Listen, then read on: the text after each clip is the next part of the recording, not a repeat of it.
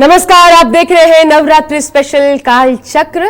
जय माता दी। मैं हूं आपके साथ आशा झा और मेरे साथ मौजूद हैं कार्यक्रम में प्रश्न कुंडली विशेषज्ञ पंडित सुरेश पांडे जी। पंडित जी, बहुत बहुत स्वागत है। धन्यवाद।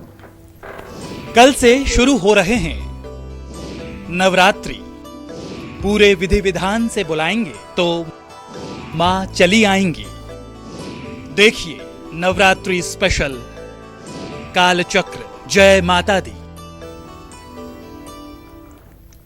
जी हां, कल से चैत्र नवरात्र की शुरुआत हो रही है और इसलिए हम नवरात्र शुरू होने से पहले ही आपके लिए कालचक्र की खास पेशकश जय माता दी लेकर हाजिर हुए। और जैसा कि आप जानते हैं, कल की तैयारी आज से हर बार हमारा यह ध्येय रहता है ताकि हर एक त्योहार आपका पूरे संपूर्णता के साथ गुजरे। तो आज से लेकर पूरे नवरात्र हम आपको मां अंबे की कृपा पाने के अलग अलग उपाय और नवरात्रि से जुड़ी खास जानकारियां देंगे।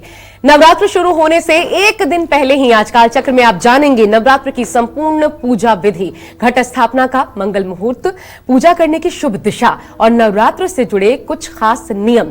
कैसे ये नवरात्रि आपके लिए हितकारी, कल्याणकारी, शुभकारी और सौभाग्यशाली साबित होगी। कैसे इस नवरात्रि मां अंबे की आराधना से पूरी होगी आपकी हर एक मनोकामना। इसके बारे में भी आज पंडित जी आपको कालचक्र में विस्तार से बताएंगे। साथ ही पंडित जी से यह भी जानेंगे कि इस बार नवरात्र पर कौन से योग इसे और ज्यादा खास बना रहे हैं। तो आज के शो में आपके लिए बहुत कुछ खास है, इसलिए बने रहिए नवरात्र स्पेशल कालचक्र के साथ अगले पूरे 1 घंटे तक। इसके अलावा नवरात्र से जुड़ा आपका कोई भी कंफ्यूजन है, कोई सवाल है, कोई समस्या है, आप समाधान चाहते हैं, आप हमें फोन कर सकते हैं, पंडित जी से लाइव बात कर सकते हैं। आप फोन लाइंस खुल चुकी हैं, नंबर नोट कर लीजिए 0120 कोड और 66524111 यहां का नंबर। अपनी चर्चा को हम शुरू करें उससे पहले आइए आज जान लेते हैं पंडित जी से आज का शुभ मुहूर्त। पंडित जी, शुभ मुहूर्त के साथ शुरुआत। 8 अप्रैल 2024 दिन सोमवार। आज चैत्र कृष्ण पक्ष की अमावस्या तिथि रात 11:50 तक है। इसके बाद चैत्र शुक्ल पक्ष की प्रतिपदा तिथि शुरू होगी। उत्तरा भाद्रपद नक्षत्र सुबह 10:12 तक, इसके बाद रेवती नक्षत्र शुरू होगा।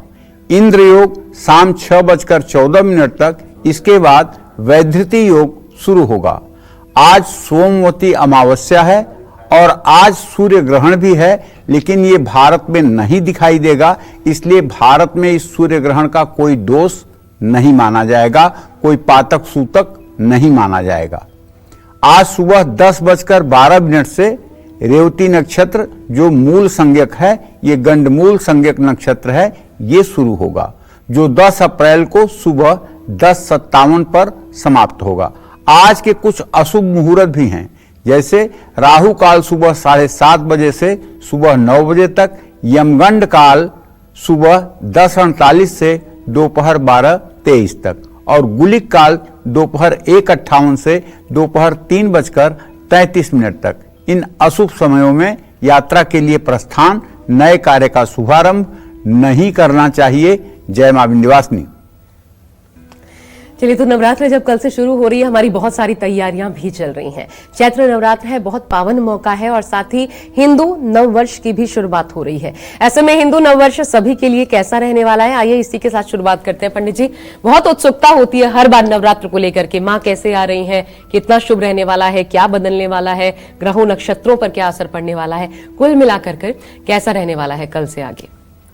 देखो, ऐसा है, पहली बात तो ये कि हम लोगों का जो नववर्ष शुरू होता है वो चैत्र शुक्ल पक्ष की प्रतिपदा तिथि से ही शुरू होता है। हमारा नववर्ष है ये। सनातन धर्म हिंदू संवत्सर जो है, ये हमारे वर्ष का पहला दिन है और कल हमारे यहाँ हमारे वर्ष का पहला दिन होगा।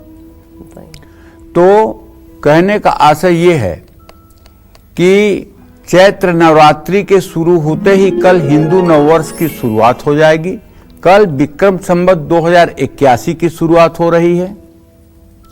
इस नव संवत्सर का नाम जो है पिंगला है।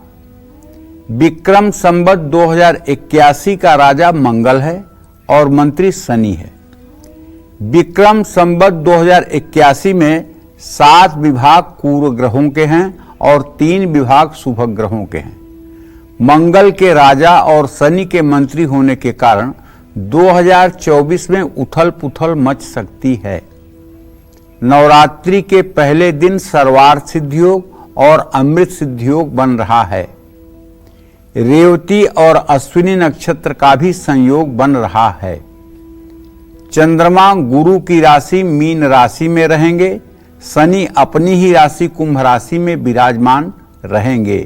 तो कल जो नववर्ष की शुरुआत हो रही है उसके राजा मंगल हैं, ये बात मान करके चलना है। ये राष्ट्र और समाज में कुछ उथल पुथल की समस्याओं को जन्म देता है। जय मां विंध्यवासिनी। तो अगर मंगल सीधा सीधा राजा, एक तरीके से आपने बताया पंडित जी, पूरे वर्ष के लिए, तो मंगल का राजा के रूप में प्रधानता होना उनकी, ये कितना शुभ कल्याणकारी होता है या फिर कितना ज्यादा आपने कहा उथल पुथल मचा सकता है? किस प्रकार की विपदाएं लेकर के आता है? देखो, मंगल किन को पर असर ज्यादा? मंगल को हमारे ज्योतिष शास्त्र में अध्ययन करते समय न तो इसे शुभ ग्रह माना जाता है, न इसे पाप ग्रह माना जाता है। इसे क्रूर ग्रह माना जाता है, क्रूर ग्रह माना जाता है। मंगल उद्दंडता, साहस, दुस्साहस, इन सब चीजों का प्रतीक है। तो कहीं न कहीं से लोग उद्दंडता, मनमर्जी और मतलब कि अविवेकपूर्ण कार्य, बल का प्रयोग, इन सब चीजों को करते हैं और खास करके शासक वर्ग इस चीज से प्रभावित होता है। क्योंकि मंगल राजा है तो राजा का असर राजा के ही ऊपर पड़ेगा, राजा का असर प्रजा के ऊपर नहीं पड़ेगा, राजा का असर राजा के ऊपर ही पड़ेगा। और सबसे ज्यादा किन राशि वालों पर मंगल ग्रह के हिसाब से पंडित जी असर पड़ता है इसका? देखो, अब जैसे राजा है तो चाहे जिस राशि का व्यक्ति हो सब उससे प्रभावित होंगे। जैसे राजा है तो 1,40,00,000 जनता के ऊपर उसके निर्णय का प्रभाव पड़ेगा।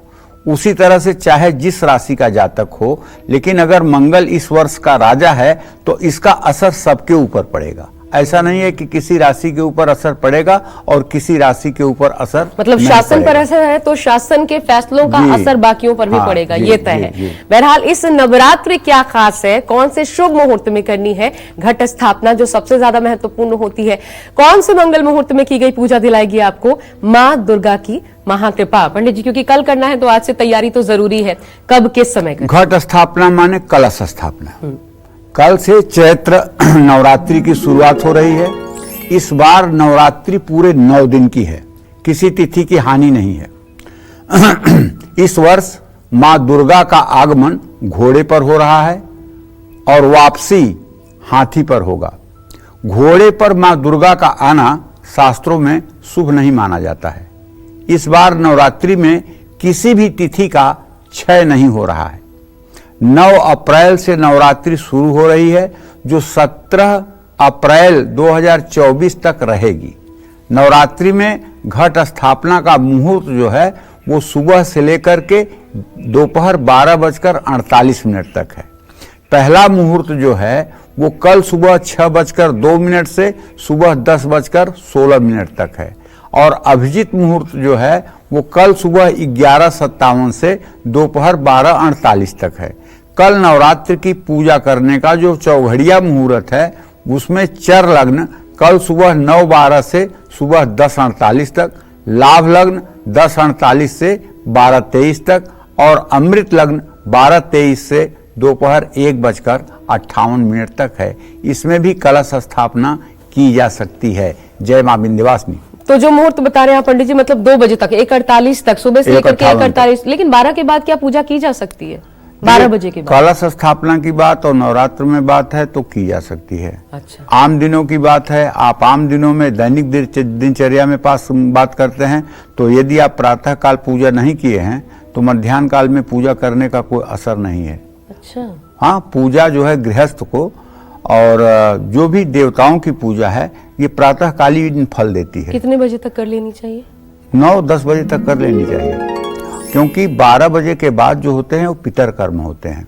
और 12 बजे कोई कर रहा है तो? हाँ, तो 11 बजे भी कर सकता है। 12 तक संपन्न हो जानी चाहिए।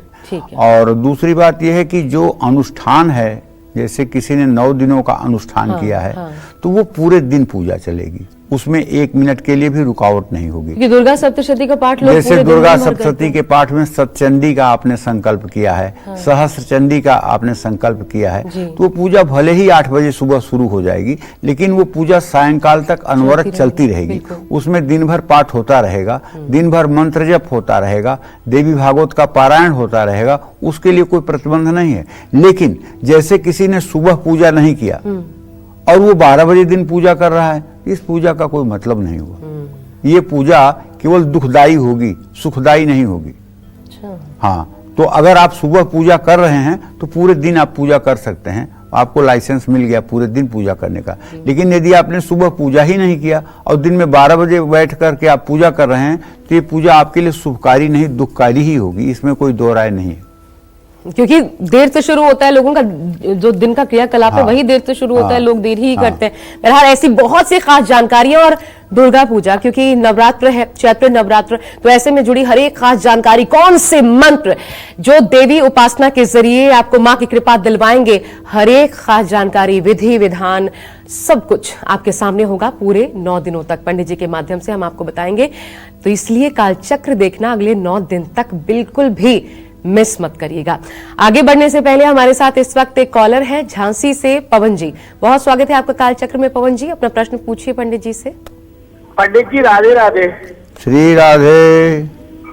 पंडित जी मेरे दो सवाल है, एक मेरे लिए, मेरी भतीजी के लिए।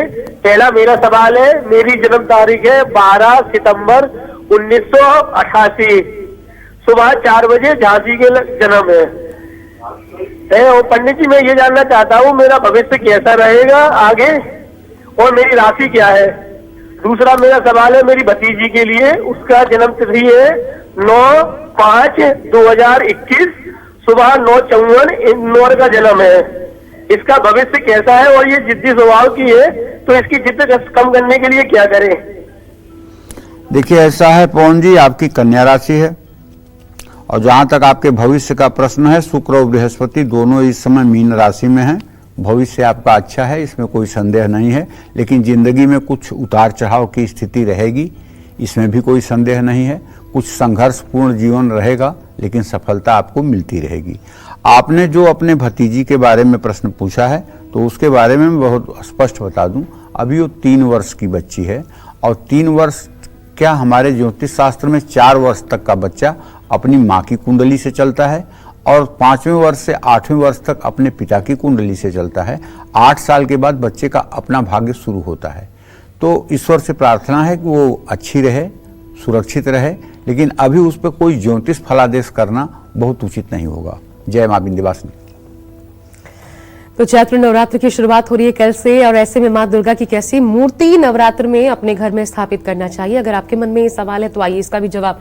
पंडित जी, पिछले साल भी जो मूर्ति है, क्या उसकी भी पूजा की जा सकती है, या हर बार जब मूर्ति लाएं तो उसको बाद में विसर्जन करना जरूरी हो जाता है? कैसी मूर्ति? देखिए, अगर आप नवरात्र के हेतु मूर्ति ला रहे हैं तब तो आपको विसर्जन करना ही पड़ेगा। अच्छा। लेकिन यदि आपके घर में परमानेंट कोई मूर्ति है, चांदी की है, पीतल की है, अष्टधातु की है, सोने की है, तो उस मूर्ति को आप पूजा करेंगे, और नवरात्र के बाद भी 12 महीने 365 दिन उस मूर्ति की पूजा होगी। अच्छा।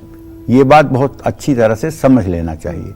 लेकिन जैसे आप मिट्टी की मूर्ति ला करके 9 दिनों के लिए स्थापित कर रहे हैं, तो उसका विसर्जन 10वीं के दिन किया जाएगा। ठीक है। वो मूर्ति रख करके 12 महीने पूजा नहीं की जा सकती है। ठीक है। तो सबसे शुभ किस प्रकार की मूर्ति होती है, कैसी मूर्ति लाएं? देखो, अब ऐसा है कि इसमें शुभता और अशुभता की बात यह है कि आप अपने शक्ति और सामर्थ्य के अनुसार मूर्ति ला सकते हैं। सबसे शुभ मूर्ति की बात अगर की जाए, तो सबसे शुभ मूर्ति माता की तो स्वर्ण प्रतिमा की होती है। सोने की मूर्ति सबसे शुभकारी होती है, लेकिन उसका रख रखाव, उसकी सुरक्षा कठिन होता है। इसलिए चांदी की मूर्ति भी सर्वोत्तम है, लेकिन चांदी पोपली नहीं होनी चाहिए, चांदी भरी हुई होनी चाहिए, पोपली मूर्ति नहीं होनी चाहिए। और ऐसा नहीं कि आगे की तरफ से स्वरूप दिख रहा हो और पीछे की तरफ से खड्डा हो, ऐसी भी मूर्तियां बाजारों में मिल रही हैं। ऐसी भी मूर्तियों को नहीं लाना चाहिए। मिट्टी की भी मूर्तियां ऐसी और होती हैं? मिट्टी की भी मूर्तियां ऐसी मिलती हैं। तो मिट्टी की मूर्ति भी हो जो पूरी मतलब की जो है भरी हुई मूर्ति हो, आधी अधूरी न हो कि आधा पीछे एकदम सपाट है और आगे मूर्ति बनी हुई है। इस तरह की मूर्ति नहीं होनी चाहिए। तो कहने का मतलब कि 9 दिनों के लिए अगर स्थापना कर रहे हैं तो मिट्टी की मूर्ति सर्वोत्तम है। और अगर 12 महीने के लिए और आजीवन के लिए स्थापित कर रहे हैं तो चांदी, सोना, पीतल या अष्टधातु की मूर्ति सर्वोत्तम मानी जाती है। माँ की घर में स्थापित की जाने वाली मूर्ति के 8 हाथ होने चाहिए। 8 हाथों में आयुध धारण किए हुए होना चाहिए। माँ दुर्गा की मूर्ति का मुखमंडल सौम्य और शांत होना चाहिए। माँ दुर्गा की प्रतिमा का मुख उग्र रूप लिए नहीं होना चाहिए। माँ दुर्गा के मस्तक पर चंद्रमा का चिन्ह होना चाहिए। घर में स्थापित की जाने वाली माँ दुर्गा की मूर्ति का चयन करते समय आप ध्यान रखें कि माँ दुर्गा के सिंह का मुंह बंद होना चाहिए।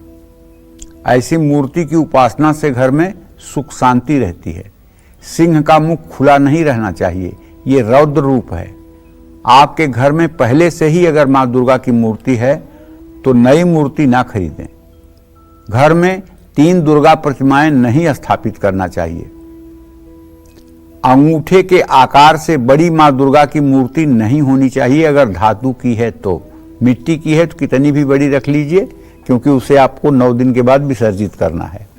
माँ दुर्गा की खंडित या टूटी हुई जरा सी भी मूर्ति है तो उसकी पूजा नहीं करनी चाहिए, उसे विसर्जित करना चाहिए। जय माँ विंध्यवासिनी। पंडित जी, इसी से जुड़ता मेरा एक और प्रश्न है कि क्या मूर्ति ही जरूरी है या फिर क्योंकि बहुत खूबसूरत पिक्चर्स आती हैं, फोटोज आते हैं, लोग फ्रेम करवाते हैं और फिर उसकी भी पूजा करते हैं, वो भी रखी जा सकती है क्या? बिल्कुल, चित्र भी रखा जाता है और चित्र की भी पूजा होती है। ऐसा हिंदुस्तान में 95% घरों में चित्र है, मूर्ति नहीं रखी जाती है, कलश स्थापन किया जाता है नवरात्र में। और ये कलश 2 प्रकार के होते हैं। एक होता है वरुण कलश और एक होता है प्रतिष्ठा कलश।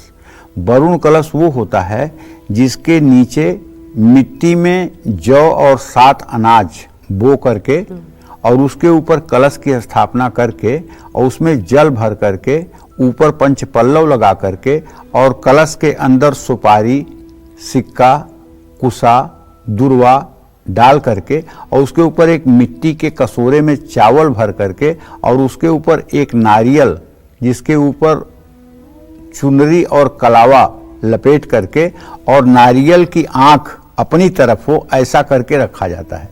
और उसके ठीक पूरब तरफ एक आम के लकड़ी की चौकी जिसके ऊपर लाल कपड़ा बिछा करके और सर्वतोभद्र मंडल का चक्र बना करके या गौरी तिलक मंडल का चक्र बना करके, जो भी संभव हो, और अगर चक्र बनाना आपको नहीं आता है तो स्वास्तिक का चिन्ह बना दीजिए और उस पर एक तांबे के लोटे में चावल भर करके, ठीक है, जी। चावल भर करके और एक गरी गोला, उसके बगल में एक सोने की, अगर आपके पास कोई सिक्का हो या सोने की कोई वस्तु हो, वो नहीं तो एक लोहे की कील लगा करके और लाल रंग के ब्लाउज का कपड़ा जो नहीं होता है उसको ऐसा पिरामिड की तरह लपेटें कि वो पिरामिड की तरह त्रिभुजाकार लगने लगे और उसको लोटे के मुंह पे स्थापित कर दें। ये प्रतिष्ठा कलश हुआ। इसमें दुर्गा का आवाहन किया जाएगा और नीचे जो कलश होगा उसमें वरुण का आवाहन किया जाएगा, ठीक है। अब जहां वरुण कलश होगा उसी के दाहिने हाथ पर एक मिट्टी के कटोरे में चावल भर करके और उसमें गाय के गोबर की गौरी बना करके सुपारी या नारियल पर गणेश की स्थापना करनी चाहिए।